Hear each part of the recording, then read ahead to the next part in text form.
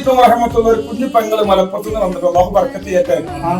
ഇവിടെ വന്നിരുന്നല്ല എനിക്ക് വിഷമമായിട്ട് വന്ന് അപ്പൊ പേര് കൊടുത്തില്ല. മരണമല്ലാത്ത എല്ലാ രോഗത്തിനും പേരിന് പറ്റാം. പിന്നെ സ്വലാത്ത് സംസാരിച്ചിട്ടില്ല. ചിലപ്പോ ഉമ്മാന്ന് വിളിക്കാൻ തുടങ്ങി. അള്ളാഹു എല്ലാ മക്കളും സംസാരിക്കാനുള്ള ഭാഗ്യം നമുക്ക് നൽകട്ടെ.